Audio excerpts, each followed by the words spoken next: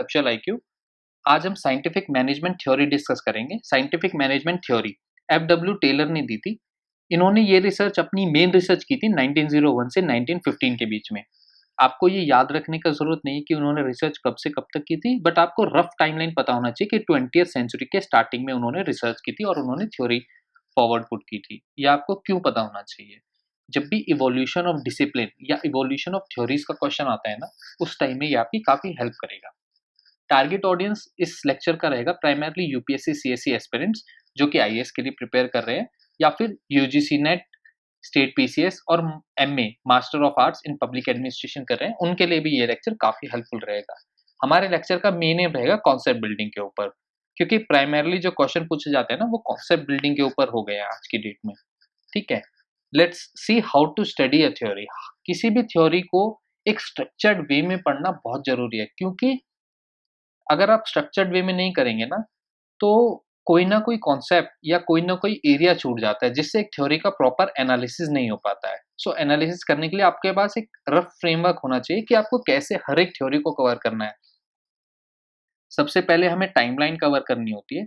Timeline के अंदर cover होता है कि ये थ्योरी कब आई थी, कब रिसर्च हुआ था। ये हमने फर्स्ट स्लाइड में डिस्कस किया था कि ये आपको पता होना चाहिए, ताकि आप इवोल्यूशन ऑफ डिसिप्लिन या इवोल्यूशन ऑफ थ्योरीज के बारे में अच्छे से समझ सके, उस टाइम की कंडीशन समझ सके। ठीक है, अब प्रिवेलिंग कंडीशंस एंड ऑब्जर्वेशन। सो ये एक नेक्स्ट स्टेप होता है, इसके अंदर हम प्रॉब्लम डिस्कस करते हैं। थ्योरी क्या होती है? कोई भी थ्योरी होती है जो कि सॉल्यूशन प्रोवाइड करती है एक प्रॉब्लम का। एक प्रॉब्लम कब होती है सोसाइटी में? एक कॉन्टेक्स्ट में होती है किसी ना किसी। जैसे कि पहले के टाइम में industries, machines were the major contribution to the economy, but currently service sector ज़्यादा इकोनॉमी में कंट्रीब्यूट करता है। सो आज की प्रॉब्लम अलग है, आज से 100 ईयर्स बैक प्रॉब्लम्स अलग हुआ करती थी। सो उस टाइम में क्या प्रॉब्लम थी? We need to go to 20th century के स्टार्टिंग में, और उस समय की प्रिवेलिंग कंडीशन प्रॉब्लम्स क्या थी, और उन प्रॉब्लम्स को टेलर ने किस तरीके से देखा, वो ऑब्जर्व उसने कैसे किया, ये हम पढ़ते हैं प्रिवेलिंग कंडीशंस में। Next thing is assumptions. Assumptions क्या होती हैं किसी भी थ्योरी की? जैसे कि करंटली मैं एज्यूम कर रहा हूँ कि आपको हिंदी और इंग्लिश दोनों लैंग्वेज आती है।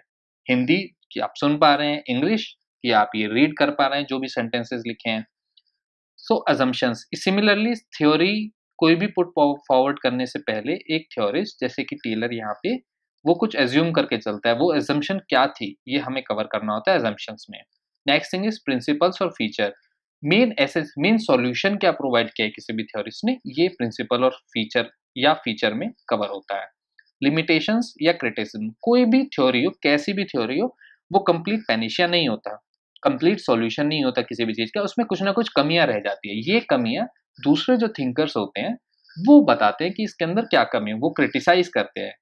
वो क्रिटिसिज्म में कवर होता है। मेन जो क्वेश्चंस पूछे जाते हैं, वो इन 2 एरिया से पूछे जाते हैं, या तो मेन एसेंस होता है या क्रिटिसिज्म होता है, कंट्रीब्यूशन। नेक्स्ट, कोई भी थ्योरी हो, उनके कितना भी क्रिटिसाइज़ किया जाए, बट वो कुछ ना कुछ नया ज़रूर देके जाती है।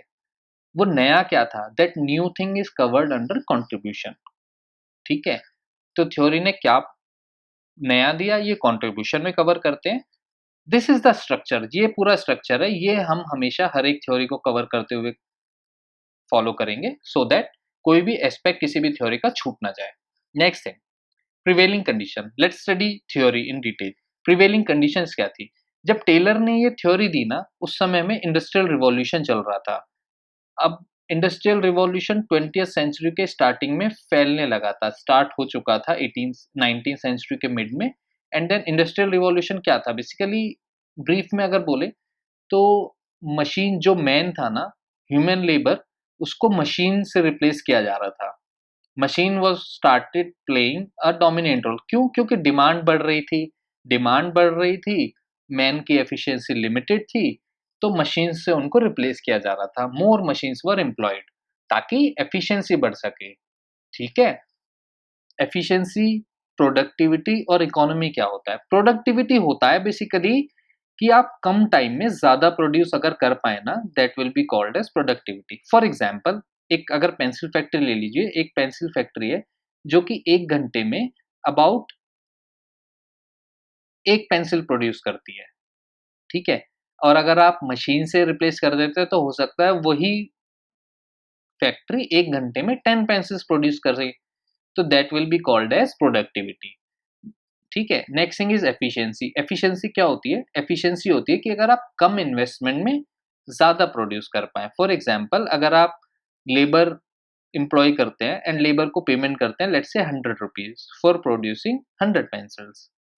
हो सकता है आप मशीन एम्प्लॉय कर लें एंड ओवरऑल आप ₹100 में ही 1000 पेंसिल्स प्रोड्यूस कर पाएँ, then it will be called as कि आपकी एफिशिएंसी बढ़ गई है। सिमिलरली इकोनॉमी, इकोनॉमी क्या होती है? एक ओवरऑल स्टेट, अगर इंडस्ट्री लेवल पे बात करें तो overall state of the industry या ऑर्गेनाइजेशन वो किस तरीके से फंक्शन कर रही है, कैसे सैलरी देती है, क्या स्ट्रक्चर है उसका, वर्किंग कंडीशन क्या है उस ऑर्गेनाइजेशन में, ठीक है, मोशंस मूवमेंट कैसी है लोगों की, so overall aspect everything is covered under economy. So organisation face कर रही थी issues of economy, efficiency and productivity.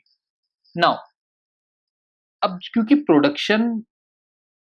Productivity का इशू फेस कर रही थी, तो कैपिटलिस्ट ने क्या किया? कैपिटलिस्ट ओनर को बोलते हैं। कैपिटलिस्ट ने number of working hours increase कर दिए वर्कर्स के, ठीक है, लेकिन प्रोडक्शन फिर भी इंक्रीज नहीं हुई। आप देखिए अभी एक लेबर काम कर रही है मान लीजिए एक दिन में 10 hours and they are producing 10 pencils, उनके वर्किंग आवर्स इंक्रीज कर दिए to 18 hours, but still they are producing 10 pencils. This is the issue. Capitalist ने वर्किंग आवर्स इंक्रीज कर दिए ताकि लेबर की प्रोडक्टिविटी, प्रोडक्शन ओवरऑल बढ़ सके और प्रॉफिट बढ़ सके। प्रॉफिट कैसे? अब 10 पेंसिल्स बेच के अगर आप 10 रुपीज प्रॉफिट कमा रहे हैं तो 18 पेंसिल बेच के आप 18 रुपीज कमा सकते हैं, ठीक है, यहाँ लिख देता हूं मैं, 18 रुपीज कमा सकते हैं अगर आप 18 पेंसिल प्रोड्यूस करेंगे, बट आप 18 रुपीज कमा ही नहीं पा रहे हैं। क्यों? क्योंकि लेबर ने प्रोडक्टिविटी नहीं बढ़ा रही, वो अभी भी 10 पेंसिल प्रोड्यूस कर रही है। सो प्रोडक्शन इंक्रीज ही नहीं हो रही even if working hours for कि ये क्यों हो रहा था, ये हम पढ़ेंगे आगे कि टेलर की ऑब्जर्वेशन क्या थी इससे रिलेटेड, उस एस्पेक्ट में पढ़ेंगे कि क्यों लेबर ऐसा कर रही थी, क्यों वर्किंग आवर्स इंक्रीज करने के बाद भी प्रोडक्टिविटी नहीं बढ़ रही थी। अब इस बैकग्राउंड में टेलर आते हैं जब ऑर्गेनाइजेशन इकोनॉमी, एफिशिएंसी और प्रोडक्टिविटी का इशू फेस कर रही है। ऑब्जर्वेशन, टेलर ने क्या क्या ऑब्जर्व किया प्रॉब्लम्स के बारे में, ये भी प्रिवेलिंग कंडीशंस ही हैं, ये अलग नहीं है टॉपिक। उस समय जो क्या प्रॉब्लम चल रही थी और टेलर क्या प्रॉब्लम ऑब्जर्व कर रहा है, ये same one and the same thing है, इसको भी आप प्रॉब्लम्स में ही काउंट करेंगे, ठीक है। टेलर ऑब्जर्व करता है प्रॉब्लम क्या है कि interest of worker and capitalist are conflicting in nature. भाई वर्कर किस लिए काम कर रहा है? वेजेस के लिए। कैपिटलिस्ट किस लिए काम कर रहा है? प्रॉफिट के लिए। इनका इंटरेस्ट कॉन्फ्लिक्टिंग है। अभी आप देखिए मान लीजिए एक ऑर्गेनाइजेशन में 100 रुपीज प्रॉफिट होता है, ठीक है, कैपिटलिस्ट लेता है 50 रुपीज, लेबर वेजेस लेती है 50 रुपीज, ठीक है। अब लेट्स से कैपिटलिस्ट को प्रॉफिट ज्यादा चाहिए, मान लीजिए उसे 60 रुपीज चाहिए, तो लेबर का ऑटोमेटिकली 40 रुपीज हो जाएगा क्योंकि ओवरऑल प्रॉफिट तो सेम ही है ना। इसका जैसे ही प्रॉफिट इंक्रीज हो रहा है वैसे ही लेबर का वेजेस कम हो रहा है। इनका इंटरेस्ट था, लेबर का इंटरेस्ट था वेजेस और इसका इंटरेस्ट था प्रॉफिट कैपिटलिस्ट का। भाई दोनों इन्वर्सली प्रोपोर्शनल है एक दूसरे के, अगर इसको इंक्रीज किया तो ये कम होता है, अगर वेजेस इंक्रीज किया तो प्रॉफिट कम हो जाएगा। तो दोनों का जो इंटरेस्ट है ना, wages and profit, they are inversely proportional to each other, ठीक है। इसका मतलब ये हुआ कि वेजेस लेबर के तभी बढ़ाए जा सकते हैं जबकि प्रॉफिट को कम किया जा सके। सो कैपिटलिस्ट ने क्या किया, वर्किंग आवर्स इंक्रीज कर दिए ताकि प्रॉफिट बढ़ सके, लेकिन वर्किंग आवर्स इंक्रीज करने के बाद भी उनकी कंडीशन वर्कर की और डिटेरियोरेट होगी। क्यों डिटेरियोरेट होगी? क्योंकि प्रोडक्शन बढ़ ही नहीं रही थी, एट द सेम टाइम उनको सैलरी भी सेम मिल रही थी, तो उनकी कंडीशन बढ़ गई थी, they used to feel very tired and all. Next Taylor ने क्या ऑब्जर्व किया? Systemic soldiering. सिस्टमिक सोल्जरिंग क्या होती है कि सोल्जरिंग समझते हैं पहले, सोल्जरिंग क्या होती है? सोल्जरिंग होती है वर्क ना करना, काम ना कर पाना for X Y Z any reason, उसको बोलते हैं सोल्जरिंग। जैसे नेचुरल सोल्जरिंग होती है, मान लीजिए आप सिक हैं और आपको ऑफिस जाना है, तो you will not be able to perform well, productivity कभी आपकी इंक्रीज होगी ही नहीं। क्यों नहीं होगी? क्योंकि आप सिक हैं, you are not well, healthy नहीं है आप। This is called natural soldiering. Systemic soldiering होता है जब आप जानबूझ के काम नहीं करना चाहते, भाई आपकी बॉस से नहीं बनती, या आप you don't like working, you don't feel like to work for X Y Z any reason, अगर आप डेलिबरेटली जानबूझ के अपनी मर्जी से अगर आप काम करना बंद करते हैं, उसे बोलते हैं systemic soldiering. So working hours increase करने के बाद भी क्यों नहीं बढ़ रही थी प्रोडक्टिविटी? क्योंकि worker resorted to systemic soldiering. अब सिस्टमिक सोल्जरिंग क्यों? क्योंकि worker used to feel fear of loss of job. भाई वर्कर को लगता था कि हमें अपना जॉब ही नहीं रहेगा। उस समय में क्या होता था, पर डे के बेसिस पे लेबर को वेजेस मिलते थे पर डे, ठीक है। अब मान लीजिए एक काम है, एक वर्क है, number of work X Y Z any work, one work उसको लेबर फिनिश करती है नॉर्मली 15 डेज में, ठीक है, और पर डे के उसको मिलते हैं 100 रुपीज, तो he will be paid to finish that work as 1500 rupees. अब सेम वर्क को वो अगर प्रोडक्टिविटी इंक्रीज कर देगा सेम वर्क की और उसे 10 डेज में फिनिश करता है, then he will be paid as 1000 rupees, ठीक है। प्रोडक्टिविटी इंक्रीज करने के उससे 500 रुपीज कम मिल रहे हैं। Why should he work in less money? उसको वर्क फिनिश करने की टोटल अमाउंट नहीं मिल रही, उसे पर डे के बेसिस पे वेजेस मिल रहे हैं।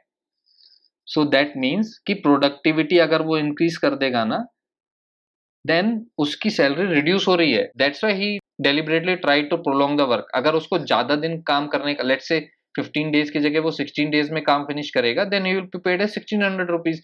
भाई तो वो प्रोलॉन्ग ही करेगा ना अपने काम को, ताकि उसे ज्यादा दिन का काम मिले। एट द सेम टाइम ये काम अगर उसने फिनिश कर दिया वन वर्क 15 डेज में या 10 डेज में, उसके बाद उसे काम मिलने की कोई गारंटी नहीं है। कब काम मिलेगा वी कैन नॉट से। That's what the issue is.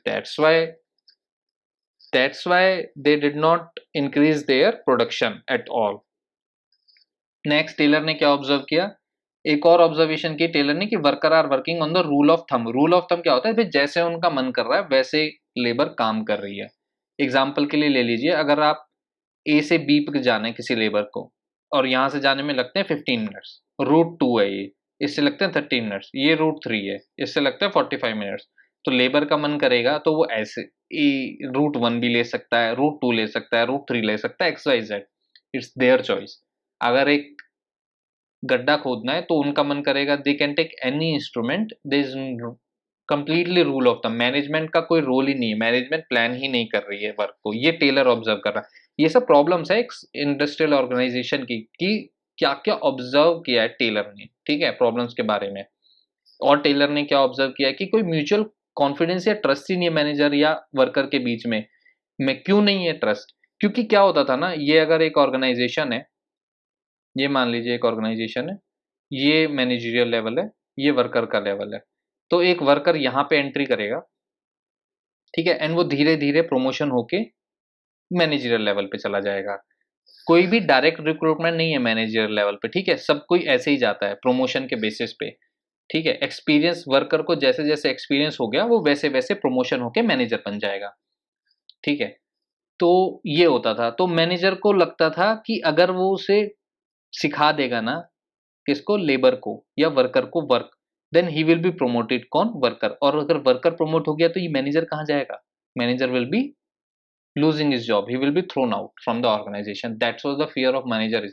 तो मैनेजर को तो ट्रस्ट था ही नहीं लेबर वर्कर के ऊपर, इसके चलते वर्कर को कोई ट्रेनिंग ही नहीं देता था, ठीक है, वर्कर को कोई ट्रेनिंग ही नहीं मिलती थी क्योंकि ट्रस्ट ही नहीं है मैनेजर और वर्कर के बीच में। सिमिलरली साइंटिफिक रिक्रूटमेंट नहीं था। रिक्रूटमेंट कैसे होता था, अगेन रूल ऑफ थंब के बेसिस पे। वो गया एक फैक्ट्री में, फ्रॉम लेट्स से वो वन फैक्ट्री में गया और उस फैक्ट्री में वो जाके पूछेगा कि जॉब है, काम है, अगर है तो ठीक है, नहीं है तो he will go to another factory. उस वहां पूछेंगे वर्क है या नहीं है, वर्क है तो he will be recruited directly. No criteria to selection. आप इमेजिन कीजिए अगर आईएएस ऑफिसर को रैंडमली लाइक लॉटरी के बेसिस पे सिलेक्ट किया जाए, लॉटरी के बेसिस पे सिलेक्ट करना इज आर्बिट्रेरी सिलेक्शन, ठीक है, साइंटिफिक बेसिस नहीं है कोई। साइंटिफिक सिलेक्शन मतलब जैसे कि एक प्रॉपर प्रोसीजर होना चाहिए, जैसे यूपीएससी में होता है, पहले प्रीलिम्स एग्जाम होता है, फिर मेंस होता है, फिर इंटरव्यू होता है, एक प्रॉपर प्रोसीजर है, एक प्रॉपर स्टैंडर्ड ऑपरेटिंग प्रोसीजर है रिक्रूट करने का, ठीक है। सिमिलरली साइंटिफिक ट्रेनिंग नहीं थी, कोई ट्रेनिंग ही नहीं थी, कोई स्टैंडर्ड ऑपरेटिंग पेमेंट भी आर्बिट्रेरी बेसिस पे होती थी, पर डे के बेसिस पे दे दिया, कब वर्कर का काम अच्छा नहीं लगा नहीं पेमेंट किया। वर्कर से पर्सनल दुश्मनी हो गई तो पेमेंट कम कर दी। So these are arbitrary basis, कोई साइंटिफिक मेथड नहीं। साइंटिफिक मीन्स कोई भी स्टेब्लिश स्टैंडर्ड ऑपरेटिंग प्रोसीजर नहीं है, कोई भी one best way of doing work नहीं है। इसको हम आगे पढ़ेंगे। Next step, assumptions of SMT. Assumptions क्या होती है? कोई भी थ्योरी एक सॉल्यूशन है किसी भी प्रॉब्लम का। ये सब जो हमने पिछली स्लाइड्स में प्रॉब्लम्स डिस्कस करी है ना, उनका सॉल्यूशन टेलर देंगे, पर उससे पहले कुछ एज्यूम करेंगे। अजम्पशन होती है, जैसे मैं करंटली एज्यूम कर रहा हूँ कि आप हिंदी और इंग्लिश दोनों लैंग्वेज जानते हैं, ठीक है। सिमिलरली टेलर ने भी कुछ एज्यूम किया था। वो एज्यूम क्या किया था? One is rationality, number two is monetary consideration, number three is close system approach. ये सब क्या है? रेशनैलिटी का मतलब होता है लॉजिक्स और रीजन के बेसिस पे डिसीजन लेना। टेलर ने एज्यूम किया कि एक ह्यूमन बीइंग है ना, जो हर कोई रीजन के बेसिस पे डिसीजन लेता है, ठीक है। जैसे आप भी, अगर ये लेक्चर आपको पसंद आएगा तो आप आगे सुनेंगे, नहीं पसंद आएगा तो आप नहीं सुनेंगे। सिंपल लॉजिक के बेसिस पे रीजन होना चाहिए प्रॉपर किसी भी काम को करने का। तो ह्यूमन बीइंग एक रैशनल बीइंग है, पर किस सेंस में रैशनल बीइंग है? उसने बोला था इकोनॉमिक टर्म्स में। भाई वो मॉनिटरी कंसीडरेशन से मोटिवेट होता है। अगर उसे ज्यादा पैसे ऑफर किए जाएं तो वो काम करेगा, अगर कम पैसे करोगे तो वो नहीं करेगा। जैसे कि प्रोडक्टिविटी इंक्रीज करने के टाइम में हमने पिछली स्लाइड में देखा था यहाँ पे कि जैसे ही उसने प्रोडक्टिविटी इंक्रीज कर रहा है तो उसके वेजेस रिड्यूस हो रहे हैं, ठीक है। तो अगर वेजेस रिड्यूस होंगे, he will not work. Therefore Taylor ने बोला था अगर आप उसे ज्यादा पैसे देंगे ना तो he will be motivated to work more. आज की डेट में भी more people change job for more salary, ठीक है।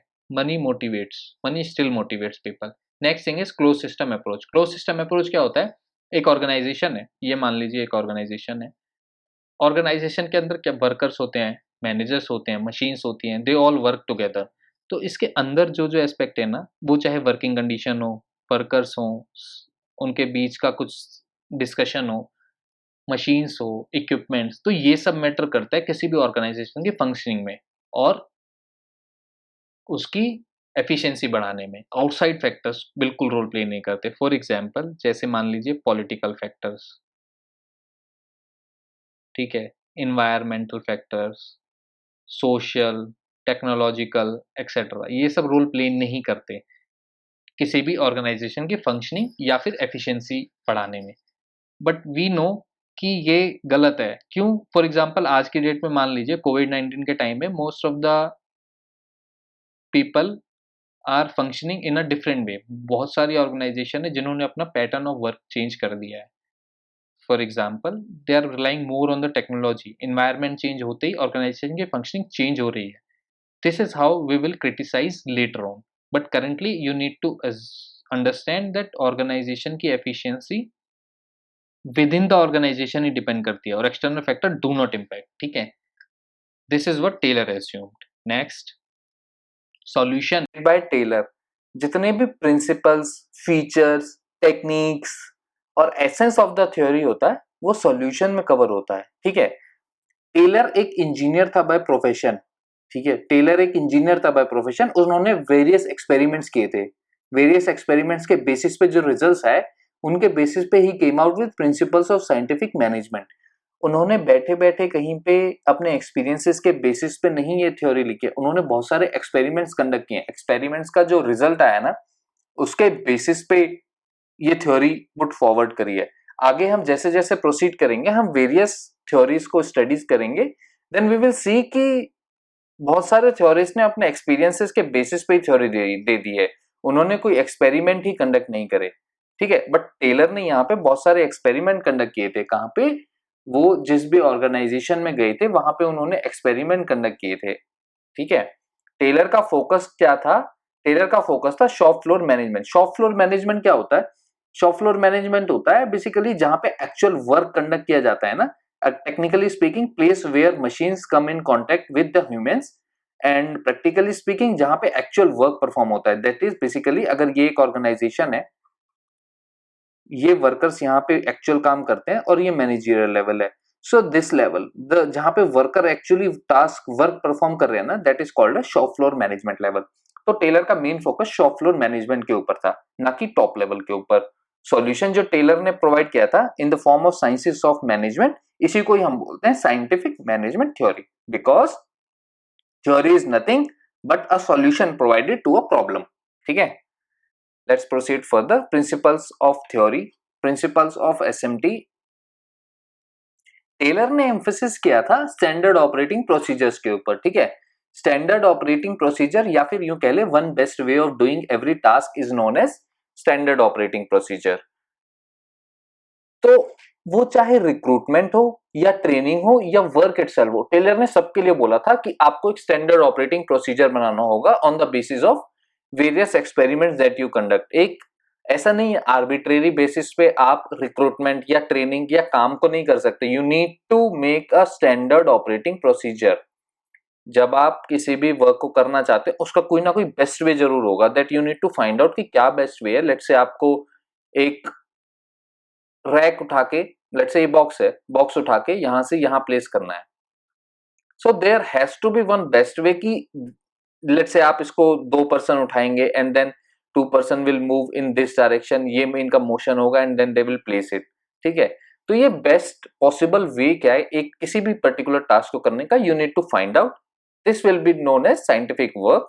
और रिक्रूटमेंट प्रोसीजर क्या होना चाहिए on the basis of merit या स्किल रिक्वायर्ड, उसको बोलेंगे साइंटिफिक रिक्रूटमेंट. सिमिलरली ट्रेनिंग, जो भी आपके ऑर्गेनाइजेशन में वर्किंग कंडीशंस है उसके अकॉर्डिंग, वर्किंग मेथड्स क्या है उसके अकॉर्डिंग जो भी गाइडेंस देनी है ना न्यू रिक्रूट को और जो भी ट्रेनिंग देनी है वो साइंटिफिक ट्रेनिंग का पार्ट होगा. ठीक है, it all must be well documented and standard operating procedure must be followed. ठीक है, अब जैसे वर्क के लिए स्टैंडर्ड ऑपरेटिंग प्रोसीजर बनाने के लिए इन्होंने क्या किया, टेलर ने क्या किया, एक ब्रेक डाउन कर दिया वर्क को वेरियस स्मॉलेस्ट आइडेंटिफाइबल एक्टिविटीज में. जैसे कि मान लीजिए आपको एक मेट्रो रेल बनानी है. ठीक है, तो मेट्रो रेल में वेरियस एस्पेक्ट चाहिए होते हैं. एक आपको चाहिए मेट्रो रेल, एक आपको ट्रैक चाहिए, एक आपको स्टेशन बिल्ड करना है. So various aspects are there. तो ये जो एक वर्क क्या है, point A to point B metro rail चलनी चाहिए. ठीक है, और इसकी वेरियस एक्टिविटीज में ब्रेक कर दिया, लाइक मेट्रो रेल बनाना, ट्रैक लेट करना एंड देन स्टेशन बनाना. सो इसमें से जो जो activities, like for example study किया, let's say this is activity X, this is activity Y, this is activity Z.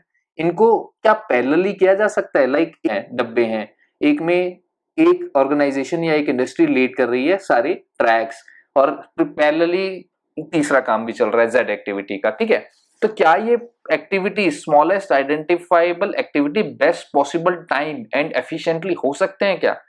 अब इन एक्टिविटीज को परफॉर्म करने के लिए स्टॉप वॉच का यूज भी किया गया था. ठीक है, स्टॉप वॉच का यूज मैंडेटरी था टेलर की साइंटिफिक मैनेजमेंट थ्योरी में. ठीक है, वर्क, इस पूरे वर्क को आप स्टडी करेंगे कि कैसे कैसे बेस्ट पॉसिबल टाइम में इस एक्टिविटी को, इंडिविजुअल एक्टिविटी को एंड इंटायर वर्क इटसेल्फ को किया जा सकता है best possible time and best possible money में. इसको हम बोलते थे टाइम एंड मोशन स्टडी. ठीक है, this will be called as time and motion study. ये एक स्टैंडर्ड ऑपरेटिंग प्रोसीजर बन जाएगा पूरे वर्क का. ठीक है, इंडिविजुअली अगर देखें तो वर्क स्टडी क्या होता है, इंटायर वर्क, पूरे एनालिसिस ऑफ इंटायर वर्क को कैसे किया जा सकता है उसे बोलते हैं वर्क स्टडी. और टाइम स्टडी, जो भी टाइम एक इंडिविजुअल लेगा एक पर्टिकुलर टास्क को करने में. ठीक है, पर्टिकुलर टास्क को करने में जितना भी टाइम लेगा एक worker, that will be called as time study. Motion study, जो कि मोशन, जो कि मूवमेंट यूज कर रहा है. जैसे हमने बॉक्स के टाइम में देखा था, एक बॉक्स को लेट से यहां से उठा के यहां प्लेस करना है, तो क्या वो ए टू बी ऐसे जा रहा है या यहाँ पे वो ये मूवमेंट यूज कर रहा है, what is the best possible move. वो जब लिफ्ट कर रहा है बॉक्स को, then how he is using his motion, वो किस एंगल पे लिफ्ट करता है बॉक्स को, 45 डिग्री पे लिफ्ट करता है या 90 डिग्री पे. सो ये जितनी भी मोशंस, मूवमेंट है ना वर्कर की, इसको स्टडी करना is called as motion study. ठीक है, इसका ऑब्जेक्टिव प्राइमरली होता है अननेसेसरी मूवमेंट्स है ना, जो भी मूवमेंट नहीं है ये, sorry, movements, unnecessary movements of worker, इनको रिमूव करना to save energy and time, इसको बोलते हैं मोशन स्टडी.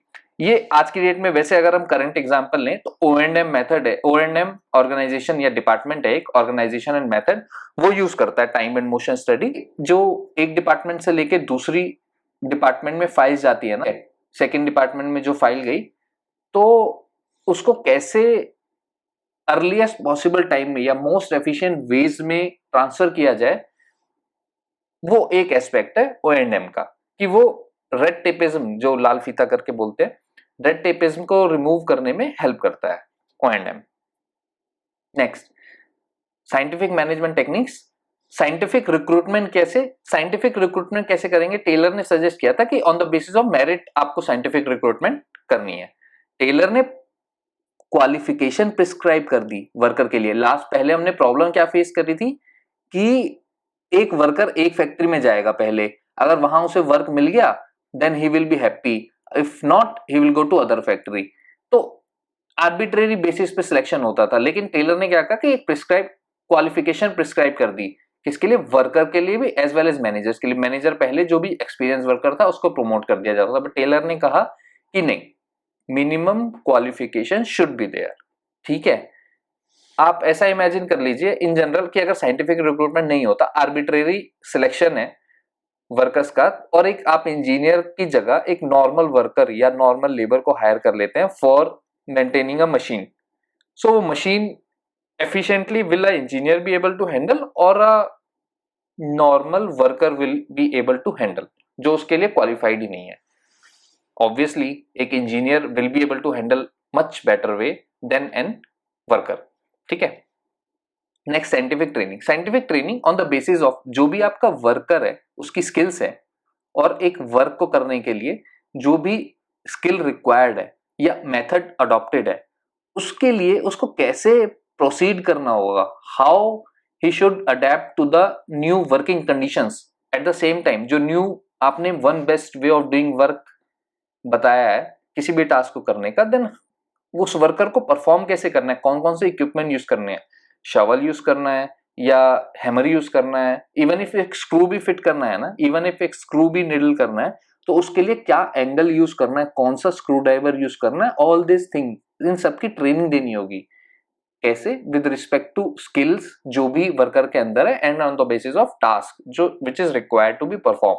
इस ट्रेनिंग में worker needs to be familiarized with everything like payment method, everything about working conditions, each and everything a new recruit और a worker जिसको भी training की जरूरत है उन सबको आपको फेमिलियर कराना होगा। ट्रेनिंग मतलब ये नहीं है कि ट्रेनिंग आप खाली न्यू रिक्रूट को ही देंगे, एक वर्कर जो एफिशिएंटली परफॉर्म नहीं कर पा रहा है ना उसको भी आप साइंटिफिक ट्रेनिंग देंगे। साइंटिफिक कैसे? ये प्रिस्क्राइब मेथड है कि कब किसको कितनी ट्रेनिंग देनी है, that will be known as scientific training. ठीक है, वो हर एक वर्कर को दी जाएगी।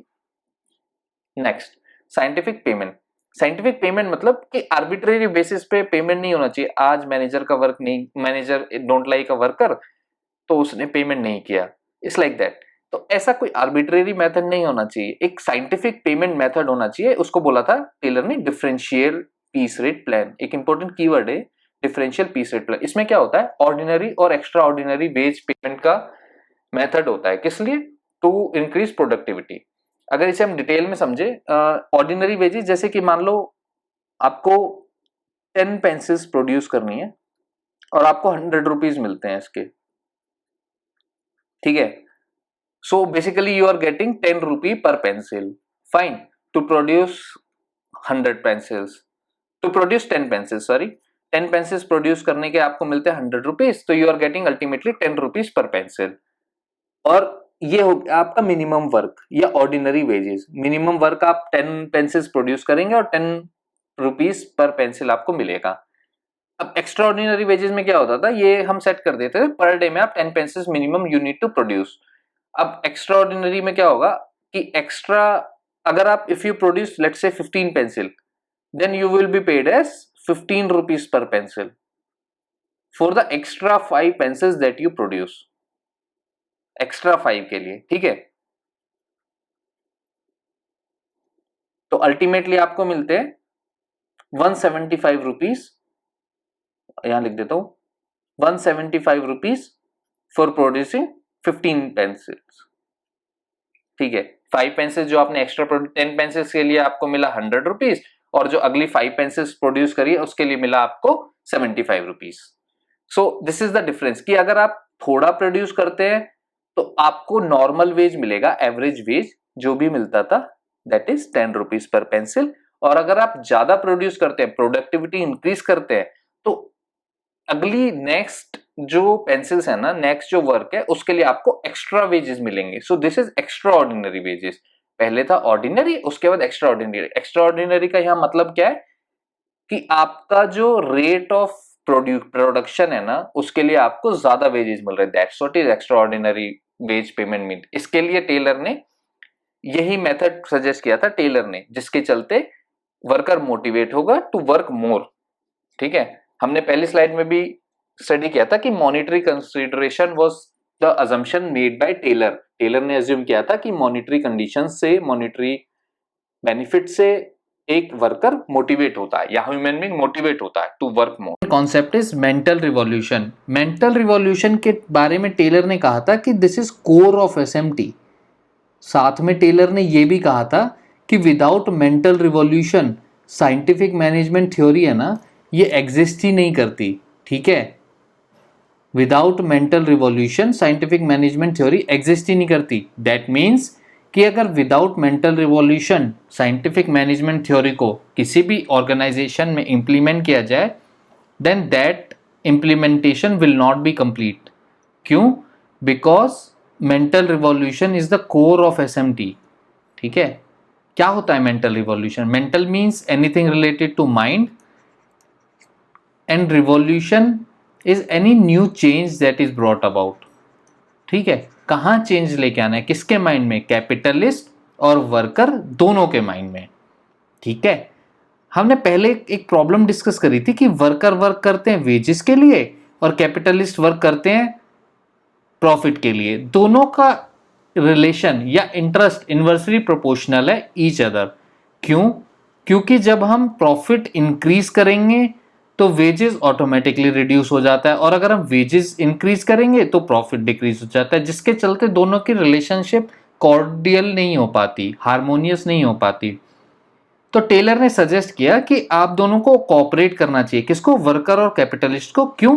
क्योंकि दोनों का इंटरेस्ट एंटागोनिस्टिक या एक दूसरे के अपोजिट नहीं है। ये म्यूचुअल प्रॉस्पेरिटी में रिजल्ट कर सकता है। इससे दोनों की विन विन सिचुएशन हो जाएगी, दोनों के लिए फायदेमंद रहेगा। कैसे? कि अगर आप फोकस करेंगे ना increasing the size of total surplus instead of dividing the share. अगर आप लेट्स से टोटल सरप्लस अभी छोटा 100 रुपीज है, उसको अगर आप 1000 रुपीज कर देते हैं, फिर आप दोनों के ही automatically wages plus profit increase हो जाएगा। ठीक है, इसको हम नेक्स्ट स्लाइड में डायग्राम से समझते हैं। इस ऑरेंज वाले को मान लीजिए आप ये वेजेस हैं, ठीक है, एंड ब्लू वाला टिक इज प्रॉफिट। टोटल सरप्लस मानते हैं यहां पे 100 रुपीज है। वर्कर को वेजेस मिल रहा था 30% and they were getting 70% profit. Capitalist 30% 100 rupees का हुआ 30 रुपीज। 30 रुपीज वेजेस मिल रहा था इसको, वर्कर को, and share of profit was 70 rupees for the capitalist. ठीक है,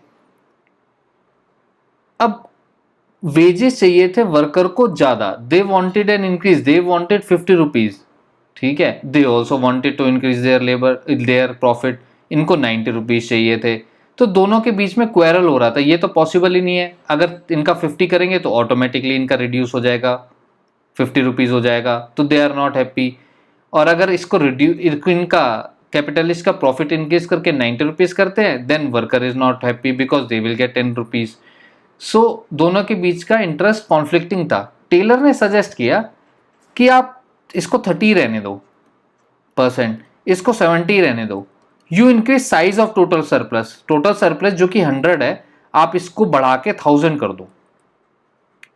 ठीक है, 1000 कर दोगे, स्टिल अगर इनको 30% ही दिया जाए, worker will get 300 rupees and they will get 700 rupees. ठीक है, this was the solution suggested by Taylor. दोनों के लिए विन विन सिचुएशन है, इनको भी 30 या 50 से ज्यादा 300 मिल गया, दे आर ऑल्सो गेटिंग 70 या 90 से ज्यादा 700। सो टेलर ने सजेस्ट किया कि आप अगर सरप्लस के ऊपर, बड़े पाई के ऊपर फोकस करते हो ना, रादर देन इस छोटा पाई के ऊपर, जब आप छोटा पाई के ऊपर फोकस कर रहे हो तो आप ये आपस का जो शेयर है ना 30% 70%, इसके ऊपर ही फाइट कर रहे हो। जबकि अगर आप बड़े पाई के ऊपर फोकस करते हो, then this division will not matter for you even if you make it let's say 50%। अगर आप इसको कर देते हैं यहाँ पे and you leave it, make it as 50% itself, तो they will get 500 and they will get 500 is itself is far more than 90 और 70 इटसेल्फ, ठीक है। Same thing with the worker. तो कैसे डिवाइड करेंगे इस पाई को, ये मैटर ही नहीं करेगा अगर आप साइज ऑफ सरप्लस बढ़ा दें। तो टेलर ने ये सजेस्ट किया था। बट एक प्रॉब्लम और डिस्कस करी थी हमने प्रोडक्शन बढ़ाने के टाइम में, कि वर्कर को जॉब लॉस की चिंता थी, जिसके लिए वो सिस्टमिक सोल्जरिंग के ऊपर रिजॉर्ट कर दिया था। वो अपनी प्रोडक्शन नहीं बढ़ा रहे थे बिकॉज उन्हें डर था कि जॉब लॉस हो जाएगा। टेलर, क्योंकि एडिशनल आउटपुट की डिमांड नहीं होगी। बट टेलर ने सजेस्ट किया, क्योंकि पॉपुलेशन हमेशा बढ़ रही है, जैसे जैसे पॉपुलेशन बढ़ती है वैसे वैसे डिमांड भी बढ़ती है। तो आप जो एडिशनल आउटपुट प्रोड्यूस करने वाले हैं ना, जितना भी नंबर ऑफ गुड्स आप प्रोड्यूस कर लें, उन सब की हमेशा डिमांड रहेगी, because population is increasing day by day. Therefore worker don't have to worry about job loss, ठीक है। So this was the solution provided by Taylor in the form of mental revolution. Let's study next performance evaluation and management intervention. Performance evaluation दो तरीके से होता है, objective और subjective, ठीक है। ऑब्जेक्टिव होता है जैसे कि प्रीलिम्स में आप जब एग्जाम देते हैं तो प्रीलिम्स में क्या होता है, एक क्वेश्चन होता है और उसके 4 ऑप्शन होते हैं, ठीक है, जिसमें से एक ठीक है और 3 गलत हैं। आपने ठीक पे क्लिक कर दिया, you will be given as positive marks, जितने भी मार्क्स अलॉटेड होंगे 2 होते हैं वैसे, और अगर आपने नेगेटिव कर दिया तो उसके -0.66, ठीक है। तो अब होता क्या है कि ऑब्जेक्टिव वेज में एक क्वेश्चन है, उसका एक आंसर है, सिंपल। सब्जेक्टिव वेज क्या होता है, आपके मेंस में क्या होता है, क्वेश्चन पूछा जाता है एंड देन उसका answer you need to write in your own words, fine. इसका एप्रोप्रिएट एग्जांपल होगा, में एथिक्स के पेपर में क्या होता है, कोई भी सही या गलत आंसर नहीं होता, उसका आपका आंसर या जस्टिफिकेशन, आंसर डिपेंड करता है जस्टिफिकेशन के ऊपर। जस्टिफिकेशन में आप कितने और कितने सॉलिड आर्ग्यूमेंट्स दे रहे हैं, ठीक है। अब इनका इवैल्यूएशन भी मैटर करेगा परसेप्शन के ऊपर। किसकी परसेप्शन, जो भी एग्जामिनर आपके आंसर कॉपीज इवैल्यूएट कर रहा है। सो इसमें वेरिएशन है बहुत ज्यादा, सब्जेक्टिविटी है। सब्जेक्टिविटी किसकी, जो भी इवैल्यूएट कर रहा है। जबकि ऑब्जेक्टिव में कोई डिस्क्रिशन नहीं है एग्जामिनर के पास, ठीक है तो सबका ही ठीक है, लेट्स से ए आंसर तो सबका ही ठीक है, और जो गलत है तो सबका ही गलत है, ईदर इज राइट और रॉन्ग। सो टेलर क्या चाहता था, कोई भी सब्जेक्टिविटी नहीं रहनी चाहिए परफॉर्मेंस इवैल्यूएशन के टाइम में, ऑब्जेक्टिव वे ऑफ क्राइटेरिया रहना चाहिए। ऑब्जेक्टिव वे कैसे स्टैब्लिश किया था टेलर ने कहा था कि मिनिमम टारगेट आप फिक्स कर दो कि पर डे में कितना टारगेट अचीव करना है वर्कर को। अगर वो अचीव कर लेता है देन इट्स गुड, अगर वो अचीव नहीं कर पाता देन इट्स नॉट गुड, ठीक है भाई। या तो वो अचीव कर लेगा, ऑब्जेक्टिव हो गया, या वो अचीव नहीं करेगा देन ऑल्सो इट्स ऑब्जेक्टिव। तो ऑब्जेक्टिव वे एस्टेब्लिश कर दिया। दो चीज हो सकती है, लेट्स से एक पेंसिल फैक्ट्री है, उसमें 10 पेंसिल्स प्रोड्यूस करना इज एवरीडेज टास्क। अगर या तो एक वर्कर 10 पेंसिल्स बनाएगा या वो कम बनाएगा, दैट इज लेट्स से 8 बना रहा है, या वो ज्यादा बनाएगा, लेट्स से वो 12 बना रहा है, ठीक है। अब अगर वो 10 बनाता है तो इट्स गुड, अगर वो 8 बनाता है it's not good, then put him under training, इसको ट्रेनिंग पे डाल दो। अगर ट्रेनिंग के बाद भी इसकी एफिशिएंसी इंप्रूव होके 10 पेंसिल पे नहीं जाती है then you need to remove this person, ठीक है, क्योंकि उसकी एफिशिएंसी इंप्रूव नहीं हो रही है। उसकी एफिशिएंसी इंप्रूव नहीं हो रही है, दैट मींस एंटायर ऑर्गेनाइजेशन की एफिशिएंसी इंप्रूव नहीं हो पाएगी, या प्रोडक्टिविटी।